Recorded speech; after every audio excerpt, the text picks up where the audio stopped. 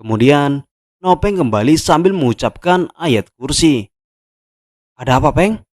Tanyaku. Nopeng mulutnya sambil berkomat-kamit, menyebutkan bahwa dia barusan melihat sesosok tubuh perempuan rambutnya keriting. Dia pakai rok, tidak pakai baju.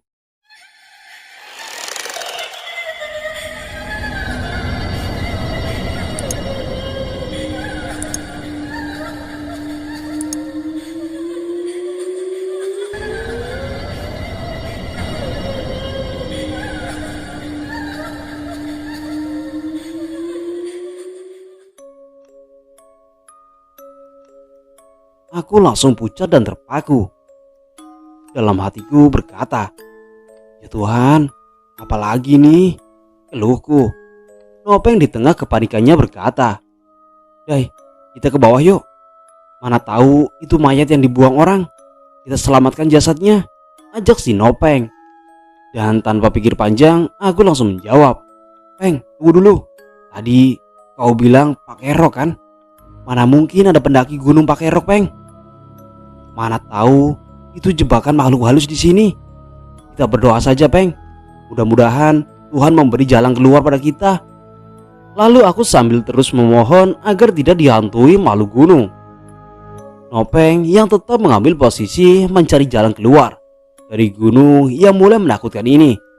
Kami tak melewati jurang itu, tapi mengambil sisi kiri di bibir jurang melewati rimba belantara tidak bertuan. Nopeng berjalan makin cepat. Berkali-kali aku tertinggal di belakangnya dan terus mengoyakinya agar berjalan pelan-pelan. Di tengah perjalanan aku pun mulai pasrah. Lalu aku bertanya pada si Nopeng, masih jauh, Peng? Dan Nopeng pun menjawab, enggak, Dai, sebentar lagi kita sampai. Di bawah ini ada jalan raya. Kita sampai nanti, bertahanlah. Kalau sudah sampai di bawah ada nasi goreng, teh manis. Kita nanti pulang numpang saja sama truk. Aku pernah lewat sini, Dai, percayalah. Katanya meyakinkanku yang sudah putus asa. Awalnya aku percaya saja, tapi akhirnya aku tahu bahwa kawanku ini berbohong. Dia hanya tak ingin melihatku putus asa dan menyerah. Lalu langsung kulupaskan sendalku kedua-duanya. Kemudian ku buang. Ini kulakukan karena kulihat si Nopeng sudah tidak pakai sandal lagi. Dan dia hanya pakai baju tanpa lengan dan celana lapangan yang pendek. Melihat tingkah lakuku, Nopeng bertanya, kenapa kau buang sandal kamu, Dai? Kan kita sudah dekat. Lanjut aja, gak apa-apa. Lagian kau juga gak pakai sandal. Biar kita sama-sama, jawabku. Sendal Nopeng putus waktu dia jalan di depan untuk membuka jalan. Dan tidak lama kemudian, aku yang masih di belakang mendengar suara. Bruk. Ternyata Nopeng terjatuh ke jurang. Kami berjalan di punggungan bukit-bukit, sehingga tak nampak kalau ada jurang yang demikian dalam. Dan Nopeng terjatuh ke bawah. Peng! Teriakku, dan ku dengar jawaban dari bawah sana yang lumayan jauh suara tersebut. Jauh gak, Peng? Tanya aku. Lumayan, Dre. Turunlah pelan-pelan, jawab Nopeng. Akhirnya aku turun dengan bertahan pada satu batang kayu kecil yang menempel di tanah. Dan beberapa detik kemudian, aku pun terjatuh. Masih sempat kurasakan ada benda yang menghantamku dari belakang. Lalu kemudian semuanya menjadi putih. Ini masih yang jelas. Aku seperti bermimpi ada di rumah tanteku, berbicara dengan salah satu penyanyi organ tunggal. Aku memanggilnya Uni. Dia seperti sosok kakak bagiku. Kemudian aku merasa seperti terguncang-guncang.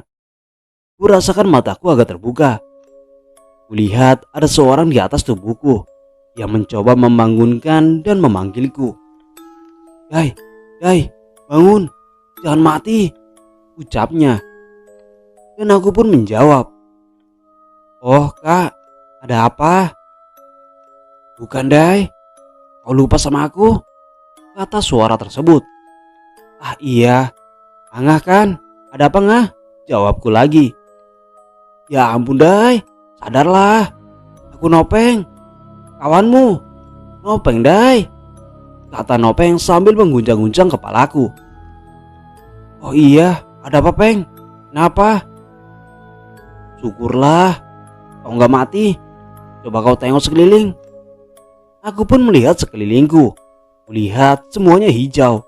Dan kudapati aku sedang berada di pinggir sungai di dekat bebatuan yang airnya mengalir deras. Kita tersesat di gunung Dai. Ayolah, ingat semuanya. Paparnya. Cepatlah, hari mau gelap. Kita cari tempat untuk istirahat, kata si Nopeng yang keningnya berdarah karena terjatuh ke jurang tadi. Dan karena kebesaran Tuhan, dia tidak pingsan sepertiku. Namun ketika aku hendak berdiri, tanganku sebelah kiri tak bisa digerakkan. Peng, tanganku tidak bisa bergerak. Tolong Peng, kataku. Nopeng langsung berbalik arah dan memegang tanganku serta menyentakannya. Udah tuh, coba berdiri dan cepat jalan. Hari udah gelap, kata Nopeng. Dan ajaibnya, tanganku langsung kembali normal. Lalu aku menyusul Nopeng dari belakang dan kami naik ke arah atas dan tidur di batang kayu yang sudah tumbang. Di tengah istirahatku, aku kembali mengajak Nopeng berbicara.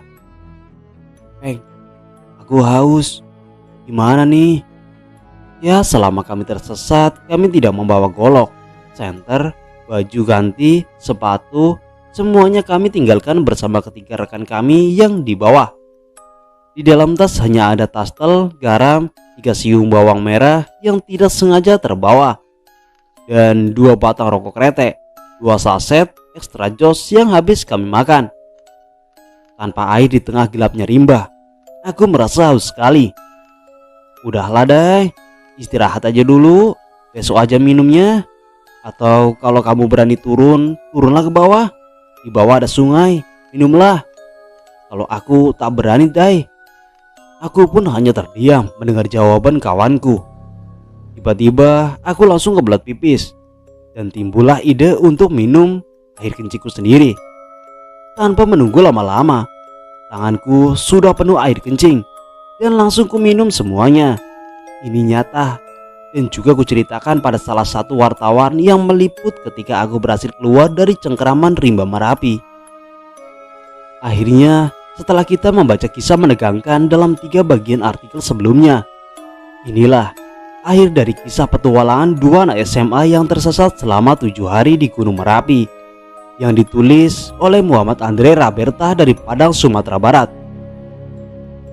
Apa? Jawab Nopeng pelan. Oh, kupikir kau mati Peng. Itu di keningmu ada lalat besar-besar hinggap, kataku. Biar aja Landre, aku capek. Dan kami pun akhirnya terlelap. Hujan pun turun dengan derasnya. Paginya ketika terbangun, di sekeliling mata memandang hanya hijau air sungai mengalir.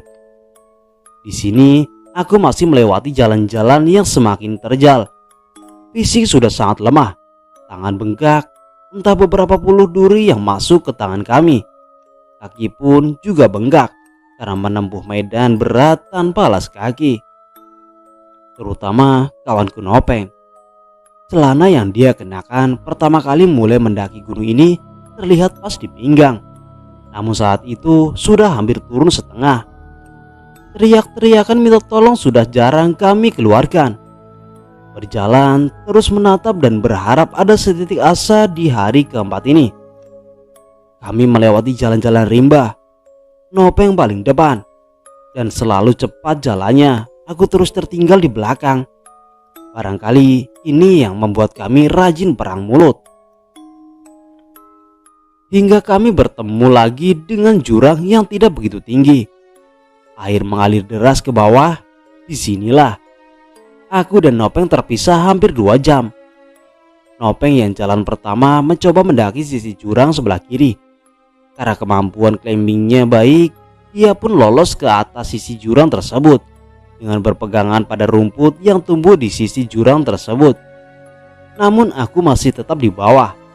Dia sudah tak nampak dari pandanganku. Peng, gimana aku mau lewat?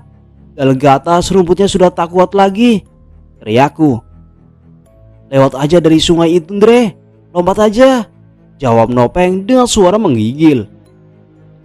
"Gak mungkin, Peng. Aku takut air sungai ini dalam. Arusnya cukup besar," jawabku. Kami terdiam beberapa saat. Lalu, "Dre, lewat aja lah. Nanti gak bisa kita mencari tempat istirahat." "Lompat aja lah. Kalau kau mati, aku juga mati," ucap si Nopeng. Lalu aku tak punya pilihan lain. Kukumpulkan semua nyaliku, kututup hidungku. Dan bismillah, aku pun meloncat. Sepersekian menit aku dibawa arus. Kupaksakan untuk berdiri. Ternyata air sungai itu dangkal. Mataku langsung menjelajah ke segala penjuru mencari Nopeng. Ternyata dia duduk di atas sisi jurang yang agak datar, sambil menggigil dan tersenyum melihatku basah-basah. "Peng, aku selamat," kataku penuh semangat. "Alhamdulillah, tapi bajuku basah semua, Peng," sebutku. Kemudian kami mulai mencari jalan untuk mencari tempat istirahat. Kami menemukan batang pohon yang sangat besar, berdiri kokoh, dan di bawah batang itu ada lubang.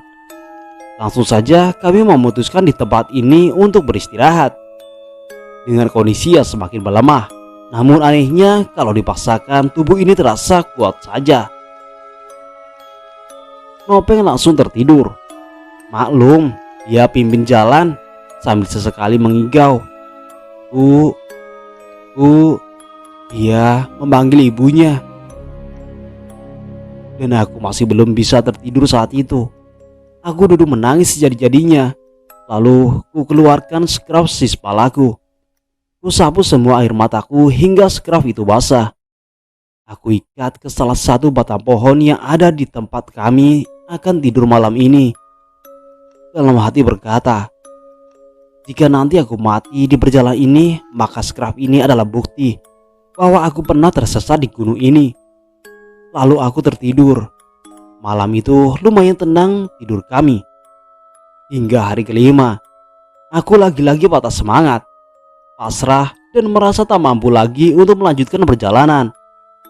Tapi argumen Nopeng hari ini sangat membangkitkan semangatku. Dre, kita sama-sama tidak tahu apa ujung perjalanan kita. Kita hanya berusaha. Dan nanti jika harus mati, kalau dapat kita mati di tepi jurang. Biar tim SAR kerja keras untuk mengangkat jasad kita. Kalau cuma kita ditemukan di sini, nampak kali kita tak berusaha. Ayolah kawan, perasaanku udah agak dekat ini, ucap si Nopeng. Aku langsung semangat lagi. Dengan susah payah, kupaksakan berdiri. Di ujung mataku, tahi mata udah bercampur dengan tanah. Benar-benar kumal. Aku ikuti langkah sobatku, sambil terus mencoba berusaha memakan yang aku rasa bisa dimakan. Ternyata jalan belum juga kami temukan. Aku dan Nopeng mulai menikmati perjalanan ini walau dengan terpaksa. Sepanjang perjalanan, aku bernyanyi sekuat-kuatnya. Tapi lagu itu merupakan lagu yang paling sering kunyanyikan. Karena betapa rindunya aku bertemu orang-orang, minum teh, dan berharap ada tangan atau jemari yang membantu kami berdua keluar dari rimba belantara Merapi yang mulai tak lagi nampak indahnya. Malam kelima kami kembali tidur di tepi sungai. Untungnya tidak hujan malam itu. Dengan beralasan daun-daunan dan beratapan langit, kami melepas penat setelah berjalan seharian. Malam itu aku tidur terakhir. Nopeng sudah terlelap lebih dahulu. Aku mencoba rebahan untuk tidur. Tiba-tiba, entah halusinasi atau tidak, dari atas langit aku melihat ada 4 cahaya dengan bentuk yang berbeda-beda turun ke bawah. Cahaya ini tak menakutkanku. Malah begitu dia hilang dari pandangan, aku langsung tertidur dan bermimpi. Malam itu, papaku datang menyusulku, mengajakku pergi. Tapi dia tidak bicara, hanya diam saja. Aku kejar papaku itu, namun dari sebelah kiri dan kanan banyak yang menawariku untuk singgah dan minum kopi bersama mereka. Ajakan itu kutolak dan aku terus mengejar papaku, hingga aku tersandung dan terbangun. Hari sudah mulai agak terang, walau belum begitu terang karena sinar matahari tertutup tingginya hutan belantara. Dan hari ke-6, kondisi benar-benar lemah. Namun Nopeng seperti tiada lelahnya.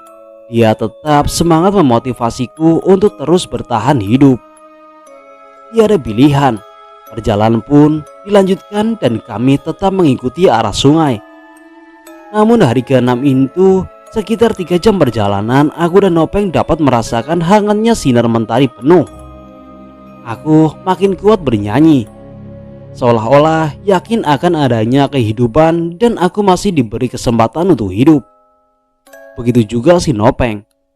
Banyolan-banyolannya membuat perjalanan yang sedih dan mengharukan jadi lebih indah. Namun karena banyak istirahat, malam itu pun kami belum menemui ujung aliran sungai tersebut.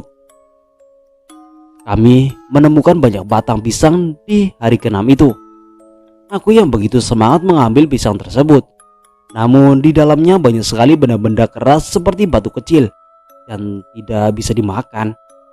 Kami beristirahat beralasan pelepah daun pisang. Paginya ketika kami terjaga, di atas pohon sepertinya kami ditonton oleh beberapa binatang seperti monyet. Namun bulunya berwarna kuning. Dia meloncat ke sana kemari. Aku bangunkan si Nopeng. "Peng, banyak monyet di atas sana. Warnanya kuning," jelasku. Aku coba menjelaskan pada si Nopeng. Nopeng melihat ke atas dan melihat monyet-monyet itu begitu ribut. Dia pun melanjutkan tidurnya. "Telungkup saja, Peng. Biar pas kalau monyet itu terjatuh, dia tak menerkam muka kita," ajakku. Namun si Nopeng cuek saja. Aku langsung telungkup dan melanjutkan tidurku. Kemudian aku tersentak dan kulihat Nopeng menumbangkan sebatang pohon pisang yang aneh itu. Dia mencoba memakannya namun tak jadi karena banyak batu-batu di dalamnya. "Pisang apa ini?" katanya. Kemudian kami melanjutkan perjalanan kami. "Sudah dekat ini, Dre," Nopeng berkata penuh semangat. Aku tidak membantah, memaksa bangun dan melanjutkan perjalanan kami. Baru sekitar 5 jam kami berjalan, Nopeng yang paling depan teriak di atas jurang, "Dre, ada perumahan penduduk. Di sini akhir jalan kita, Dre. Tapi jalan turun sudah tidak ada lagi. Kayaknya kita matiin, Dre," ucap si Nopeng. Kami mendapati jurang air terjun yang sangat tinggi. Tidak mungkin untuk dituruni. Aku semakin melemah. Nopeng tetap berusaha mencari jalan keluar. Dan di sebelah kiri jurang tersebut ada pohon-pohon bambu. Nopeng naik ke atas hutan bambu itu. Namun memang jalan turun tidak nampak lagi. Akhirnya kami pasrah. "Kita mati juga akhirnya," kataku. Tak lama berselang kami mendengar dari arah bawah seperti ada suara orang lagi memotong batang bambu. Nopeng menginstruksikan aku supaya berteriak karena dia sudah tidak sanggup lagi untuk teriak. Lalu aku pun berteriak sekeras-kerasnya. "Tolong, tolong," teriakku. Aku terdiam sambil menunggu jawaban. Terdengar dari bawah. "Pak, tolong kami, Pak. Kami yang hilang di Gunung Merapi, Pak," Nopeng berteriak sambil memegang dadanya. "Tolong, Pak," sambungku lagi yang lebih keras. "Siapa tuh?" Suara dari bawah itu menyahut lagi. "Kami, Pak, yang hilang di Gunung Merapi, Pak. Tolonglah, Pak," teriakku lagi. "Ya, bakar celana kalian biar kami susul ke sana," jawab suara itu. "Tak ada, Pak. Korek api tidak ada." "Ya udah, goyang-goyangkan tempat kalian sekarang." Nopeng langsung menggoyang-goyangkan sebatang bambu itu. "Sudah nampak, Pak. Woi, naik kalian. Sedikit lagi ke atas. Di bawah itu jurang," jawab suara itu lagi. Kami saling pandang, lalu naik pelan-pelan ke atas. Kami berdoa dalam hati sambil terus berkomunikasi dengan si suara dari bawah. Sekitar 2 jam kami menunggu. Dari sebelah kiri kami melihat satu orang bapak dengan keponakannya 4 orang yang badannya tinggi dan tegap. Mereka terkejut melihat kami. "Pak, kami manusia, Pak. Kami yang hilang di gunung selama beberapa hari ini," "Iya, kami tahu. Syukurlah kalian masih hidup." Dia mendekati kami lalu mengeluarkan sebungkusan nasi. Nopeng memakannya dan kemudian dadanya sakit. Pas aku mencoba makan, ternyata aku tidak apa-apa. Namun air minum tidak ada. "Sekarang kita turun ke bawah. Bagaimana? Kalian masih kuat jalan?" tanya si bapak itu. Kami coba berdiri dan ternyata tak mampu. Akhirnya kami digendong di punggung si bapak dan keempat ponakannya secara bergantian. Kami pasrah dan senyum-senyum sendiri. "Terima kasih Tuhan, kau beri kesempatan sekali lagi." Kemudian kami diantar ke rumah sakit dan kembali ke kerasnya kehidupan. Oke teman-teman, cukup sekian cerita yang dapat saya bacakan. Semoga cerita ini bisa mengisi waktu luang kalian. Dan mohon maaf bila ada kata-kata yang kurang berkenan di hati kalian. Saya pamit undur diri. Assalamualaikum warahmatullahi wabarakatuh.